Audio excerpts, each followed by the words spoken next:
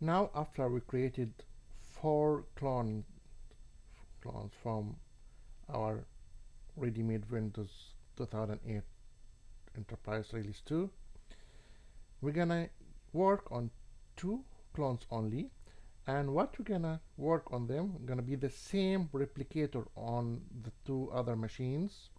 However, because for preparing the server and working on the server is a different book from DC1 and Exchange server. For DC1 and X1 is for the Exchange. Server 01 and server 02 is for the server configuring and maintenance. So because there are 2 different books, so each book it has its own IP address and IP configurations and its domain name. However, the same procedures we're gonna make on SRV01, SRV02, the same procedure replicated will be into DC1, EX1, but we're gonna change only the name of the machine, the IP addresses, and the domain name. Just take into consideration when you type this, they are different according to the book that you read from. So let's start with this one, SRV01. Let's power it on and power on also the other one. By the way, when you are powering on the 2 machines, you are consuming now 4 gigs of your RAM, because everyone is already has and consuming 2 gigs of RAM according to what you've done. So now if your, for example, desktop or laptop is 8 gigs, so your computer, lap, or desktop is running only 4 gigs. This window is familiar that everyone who purchasing the first laptop, a new laptop or desktop, you receive a window like this that you put you just insert your personal configuration and personal information, and your laptop or desktop is ready. This is the same procedure what brand companies like HP, IBM, Lenovo, Dell, and Sony, they are using the same concept of sysprep. So they just insert it, and if remember, there was another option in the sysprep, say audit. So in the audit modification, you can add also the serial number to be built in, and some other inquiries like asking the name, because here it will not ask for our names. This is just some simple sysprep. There is another advanced sysprep, which the other one we didn't choose, to add the name and your date of birth and this kind of personal information that when you purchase a new laptop, you fill it. So click on next. Here we're gonna see here it asks for the product key. We're not gonna insert it right now. Just evaluation 180 days. Here you accept. On the other option of the sysprep, if you remember, you can put your name, put your other credential, and this kind of stuff. If the machine started and try to move the mouse is not working, hit Alt plus Control and the mouse is released again, and you can move it again. Do the same with server 02.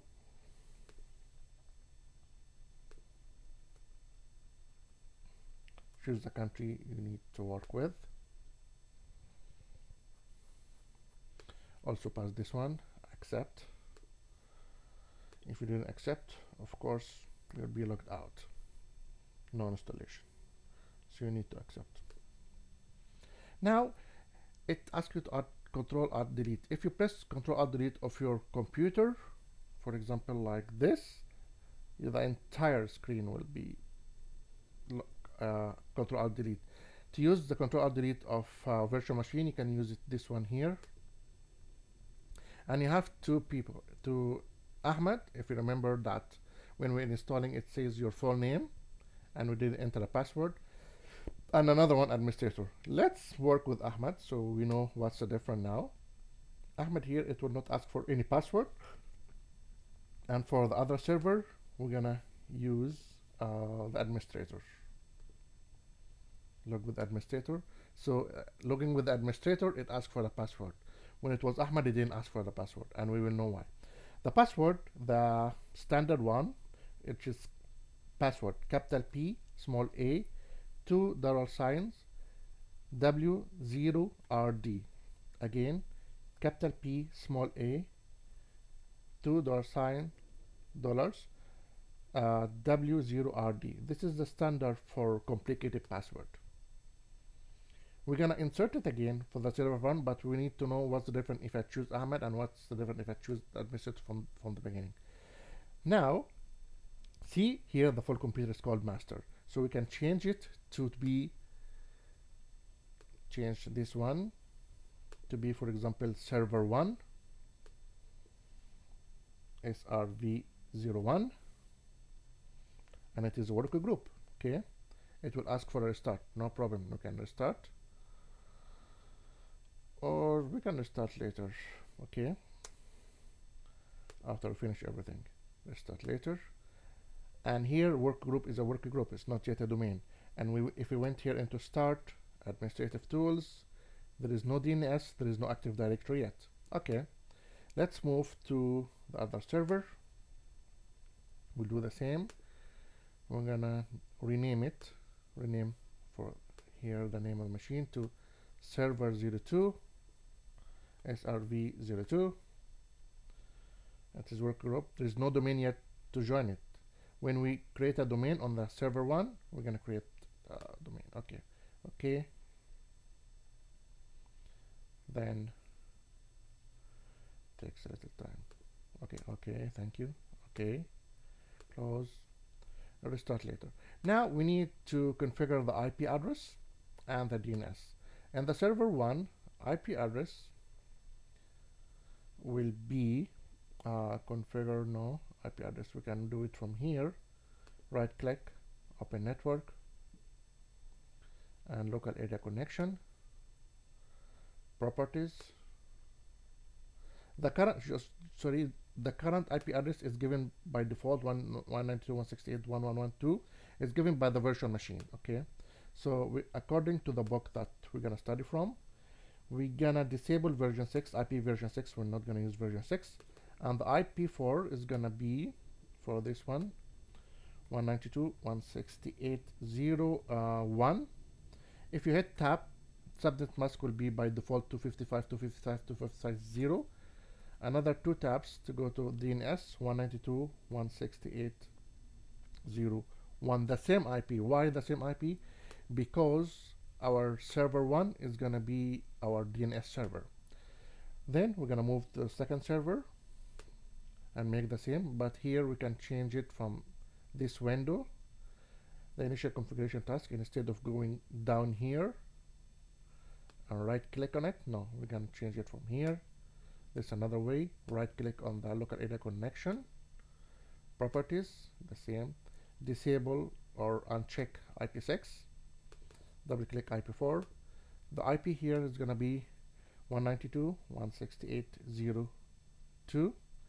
As I told you, when you just tap or hit the tab, it's automatically inserted. If you want to change it, of course, manually, then you have to change it manually. Sometimes you need to change it manually if you have static IPs, this kind of stuff. DNS 192.168.0.1 because it will take the DNS from server 1. Okay. So after that, DNS already is enabled. The IP has been reconfigured. So now we can restart both machines. To restart installing, installing Active Directory. Of course, when you try to restart any server or or shut it down, it asks you what is the reason, and this will be into the event log. Installation event log. I'm going to show you in server 1 where is the event log. Event viewer. Start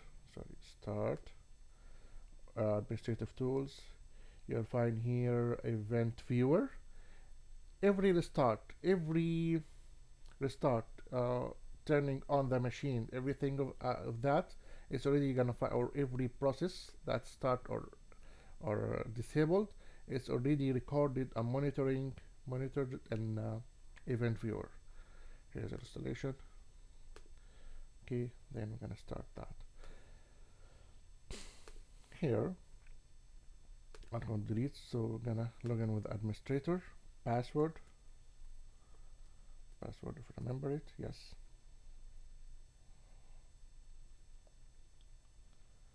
Now here we'll see here's the part name has been changed and it's worker group. On the server 1,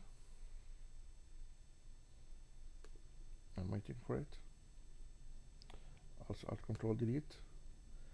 Let's continue with Ahmed. And here we're gonna install Active Directory.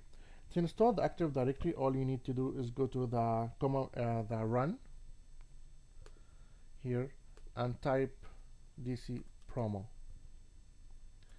and we'll see here how it will work. See, checking Active Directory if it is installed or not. Then after that,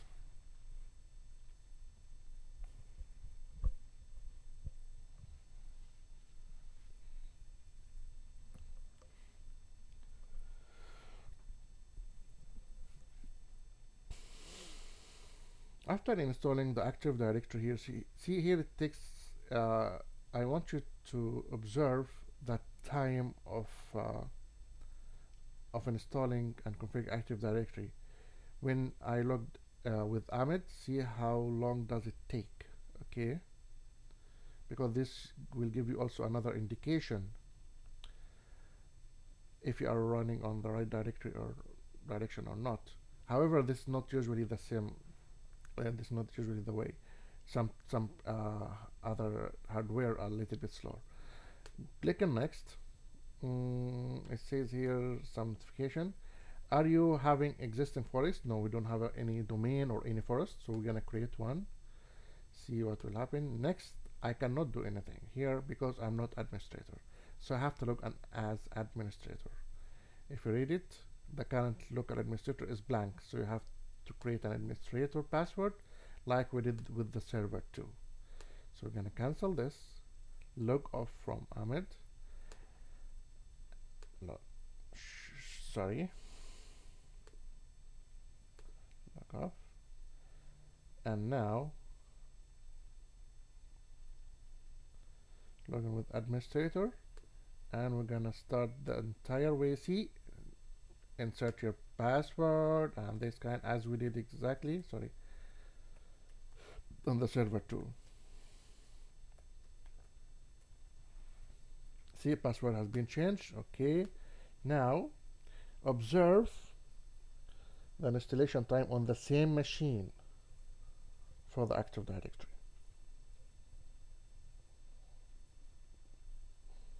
Okay, go to start, make sure it is installed. Let's see if there's DNS here. No DNS. It's just started, but it's not completed, but there is no DNS as well. We'll see here that DNS will be installed as well. DC promo. See how faster it is. Next, create a new domain. Then according to your book, you're gonna type the domain fully qualified domain name. I'm gonna say type, for example, harbor.local. Okay, and after that, the domain name can change, of course, from book to another according to your production life. Make sure here you are compatible with which Windows server. You have so many versions. According to each version, you have some information here, which will be working, which will not be working, which needs update and which doesn't need update. DNS server is already checked. Okay, leave it checked. And if you remember that we typed in server 1 that our DNS server was 192.168.0.1. Here, some folders will be created, sysvol, nt, and ds. Before that, go to my computer. They are not here now. Okay, if you remember, they are not here now. They should appear after. Just a minute. Type a password.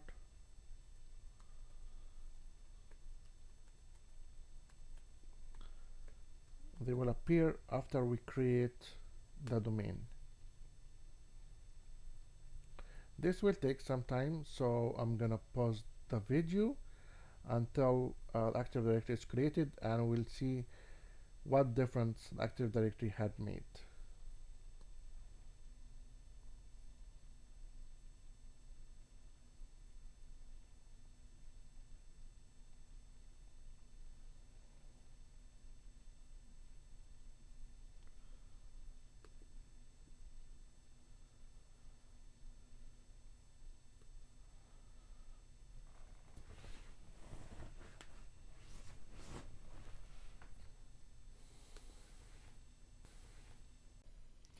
Okay, now after this is the first window after Windows, sorry, Active Directory initialization and setup. So we click on Finish. It asks for a start. That was the first exact window that will ask you for interaction with your machine, with your server. We still have here server 2 up and running, and it's a part of our work group. Okay, let's see here if any change had been done, or if anything had been changed.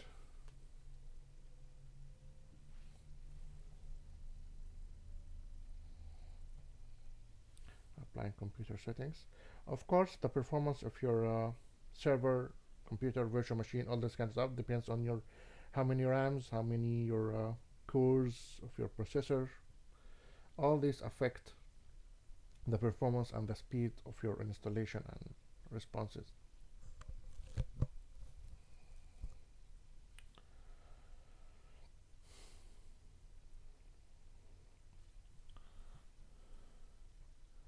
Let me show you now, after all the installation, I have now 4 virtual machines. Each should be theoretically with 40 gigs.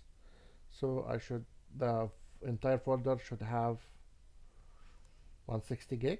Let's see the entire folder, what the size of the VMware folder. Right click, properties, 40 gigs only, because I just installed not 160, because here I installed also Active Directory, and this takes here are the 5 every machine, which into a subfolder. So didn't reserve or consume the entire drive. It just expand as long as you're adding more features, you're adding more things. It's just expanding. So I'm just waiting this to be finished. And by the way, this should be the performance and the speed of SSD, so it's a little bit slow. Okay, no problem. Although it should be faster than that, and other normal drives are much way slower. And there are okay, now I'll delete command. Okay, password. See, now it's hamber/administrator. So the password is PASSWZRD. It's not written. PASSWZRD. Enter. Preparing desktop. We'll see if anything has been changed. Now it's a domain. See, Hamburg local, SRV01 Hamburg local. And what about what have been added as well? Let's go to computer.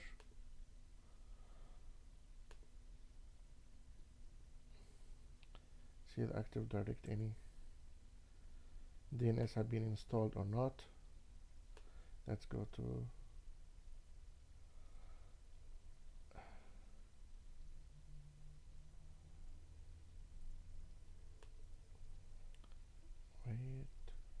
see if anything in the network, and go to administrative tools. Here's the DNS had been installed and Active Directory as well. Okay, so what about the DNS? Let's open this one, make it open, and see what happened to our DNS here. Let's go to Open Network and check local area connection. Check the details. Here there is no DNS, although it was written 192.168.0.1. On the server 2, let's do the same. Right click, Open Network, local area, details, same. So why on the server 1 has been removed? Because I installed the DNS, so there is a new DNS number. What is that number? Let's go and check that. It's 127.0.0.1. This is the default by Windows, by the Windows DNS. So I'm gonna remove this and type 192.168.0.1, the one I already did it manually, entered it manually before. And let's see that when I go to the command prompt and type ns lookup, if the domain will be visible. Here the default server is unknown, so there is not something missing with the DNS. What is this thing missing? Let's go to the DNS here. Forward zone has humber.local, and it has where to go when it goes forward. And the reverse, there is nothing in the reverse zone, so we need in the reverse zone to add a new zone that make a reverse. It's all it says here. We're gonna choose this domain to humber local. Everything from humber local will be reversed to that one. It's IP4. We don't have IP6. We already unchecked that. And what is the IP that we entered? It was 192.168.0. Okay, click next, finish. Now we have a reversed zone. But do you think that this will affect? Let's type exit first, then type ns lookup again. Still, server is unknown. Means the DNS had been no change. So in order to refresh the DNS, we need to type ipconfig /flush DNS, flush it, erase it. Now successfully flush DNS. Another one, ipconfig /register DNS. This is one way. The other way, you need to restart your server. So sometimes you are changing the DNS in your real life, and you don't want to restart the server because it's running some services and there's so many employees are connected to that server. So at that time, you can use the flush and register. Let's go check ns lookup. Yes, here the server, see, it was changed from unknown to server .humber.local. This means our DNS server is working properly right now. Now, the other thing I need to know before creating some admin user here, I'm gonna join server 2 to be a part of the domain, because server 2 now is in a work group. So I'll go to start, or I right click on my computer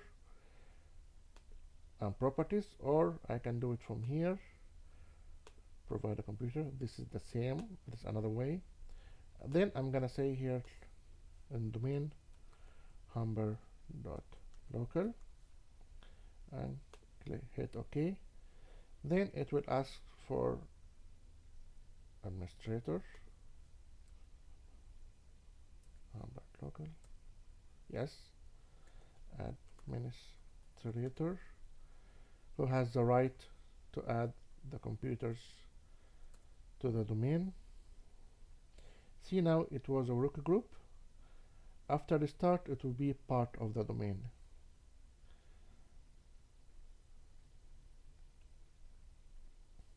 It's still joining the domain. It takes some time because it's authenticating with server 1.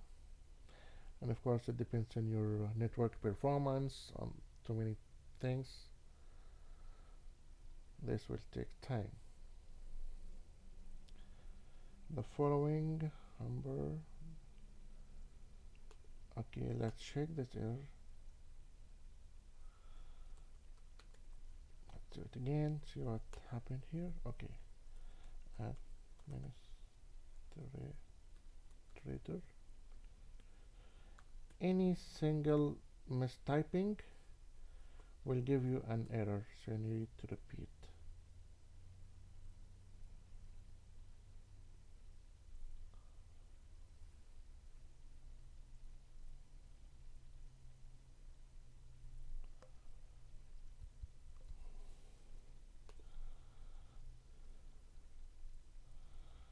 One, two.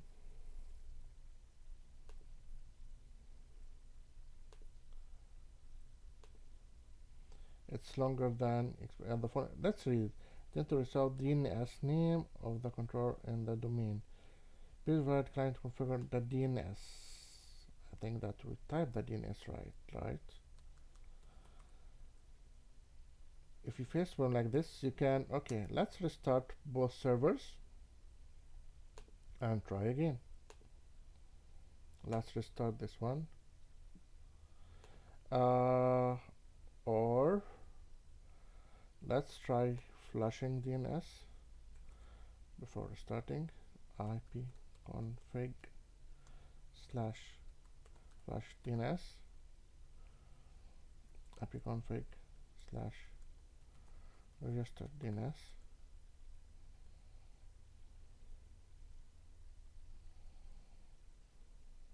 Okay, type ns lookup. It doesn't see it, so let's restart this one and see what will happen. It doesn't see the server. It should see the server. It is okay. When it joined the domain, it should receive it. Okay, let's restart it now. Sometimes you need to restart both. Sometimes it works smoothly without anything. So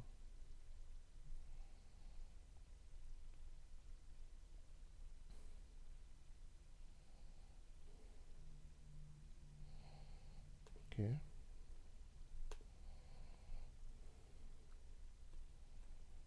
Oh, sorry.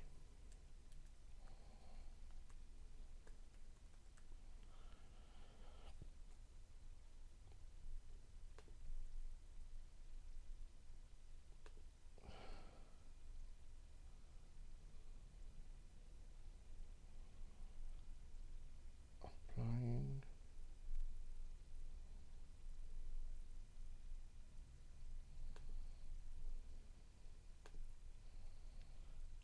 Change domain.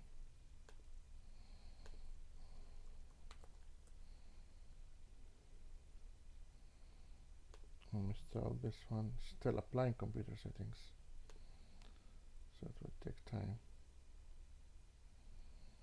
Still looking for the domain.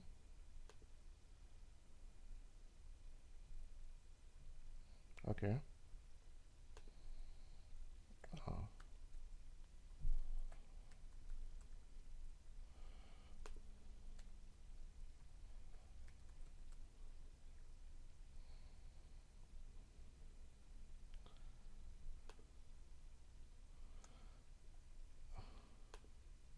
See, after the server is up and running,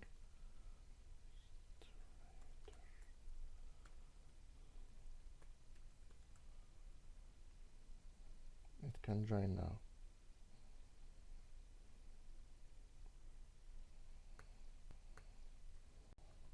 Now it is part of the domain. Welcome to number domain.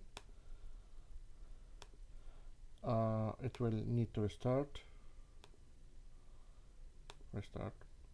Okay. I like to mention that the point that it didn't need to restart. However, the mistake was in server 2, that when it was a mistype, as I told you. When you mistype just one thing, it will give you a headache. The DNS on server 2, unfortunately, it was written instead of 192, it was written 182. So if we restarted the two servers thousands of times, it will never join. That was the main mistake, or the main reason for that. When I recorrect it, it's already, see, now it is administrator of server 02. Okay, this is administrator for local machine, for the machine itself, and we're gonna see how this will impact something. Now just make sure it is joined the domain. Yes, now it's a domain, not a working group. Now the last part here in installing the server and Active Directory, to add another administrator, because we need to disable the administrator itself. Why? Because of course the default login as administrator, so many hackers are gonna start with the administrator, so you have to disable the administrator account.